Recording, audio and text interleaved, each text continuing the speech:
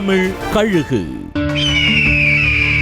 எலெக்ஷனுக்கு முன்னாடி எல்லாம் சரியாகணும்னு அதிமுக நிர்வாகிகளுக்கு உத்தரவிட்டிருக்காரா இபிஎஸ்.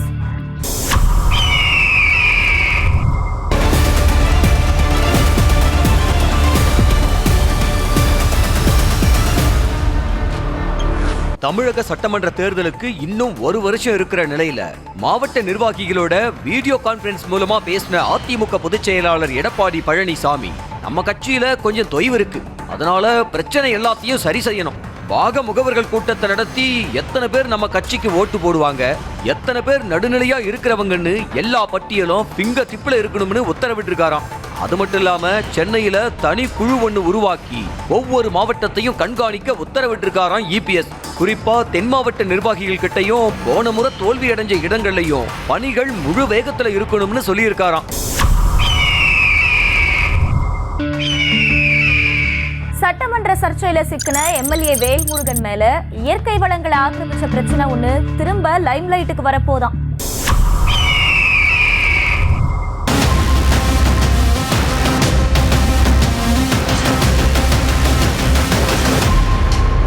தென்காசி மாவட்டம் மேக்கரை பகுதியில வேல்முருகனுக்கு சொந்தமாவும் பினாமி பெயர்லயும் சொகுசு விடுதிகள் இருக்கு.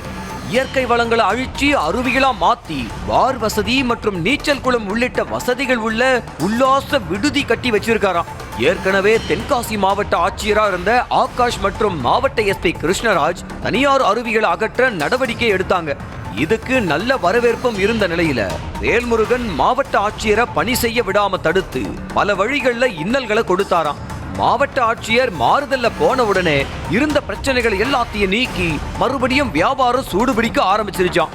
இந்த நிலையில அரசு கூட வேல்முருகன் உரசர நிலையில தனியார் அருவிகளை முற்றிலுமா இடிச்சு மீண்டும் அசுர வேகத்துல களமிறங்கினாதான் வேல்முருகனை கட்டுப்படுத்த முடியும்னு அரசும் பணிகளை முடுக்கிவிட ஆரம்பிச்சிருக்கான்.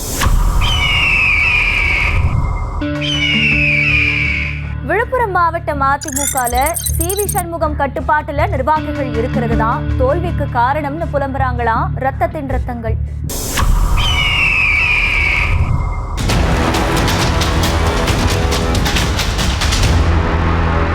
விழுப்புரம் அதிமுகவுல முன்னாள் அமைச்சர் சிவி சண்முகம் தன்னோட கட்டுப்பாட்டுல முழுசா கட்சி இருக்கணுங்கிற முயற்சியில ஈடுபட்டு வர்றாராம். கட்சி தலைமை எந்த போராட்டத்தை அறிவிச்சாலும் யார் பேசணும் யார் கலந்துக்கணும்னு இவர் தான் முடிவெடுக்கிறாராம். கட்சியில முன்னாள் எம்எல்ஏ முன்னாள் அமைச்சர்கள் எவ்வளவு பேர் மாவட்டத்துல இருந்தாலும் கூட கூட்டத்துல கலந்துக்க அவங்கள யாரும் கூப்பிடுறது இல்லையா. அந்த அளவுக்கு தன்னை மட்டுமே முன்னிறுத்துறாரு சிவி சண்முகம்னு புலம்புறாங்க அதிமுகவினர். எடப்பாடிக்கு இதெல்லாம் தெரியுமோ தெரியாதோ தெரியவில்லை, யார் எடுத்து சொல்வது? இப்படியே போனா நடைபெறவிருக்கின்ற சட்டமன்ற பொது தேர்தல்ல விழுப்புரம் மாவட்டத்தில் உள்ள 7 தொகுதிகள்லயும் அதிமுகவுக்கு வாய்ப்பு குறைவுதான்னு தலைமைக்கு தகவல் சொல்லியிருக்காங்களாம் அதிருப்தி நிர்வாகிகள். திமுகவுல அமைச்சர் பொன்முடி, லட்சுமணன், செஞ்சி மஸ்தான்னு 3 பேர் போட்டி போட்டு மாவட்ட அரசியல் செய்யற நிலையில இந்த பிரச்சனையை எப்படி சமாளிக்கிறதுன்னு குழம்பி இருக்கான் அதிமுக தலைமை.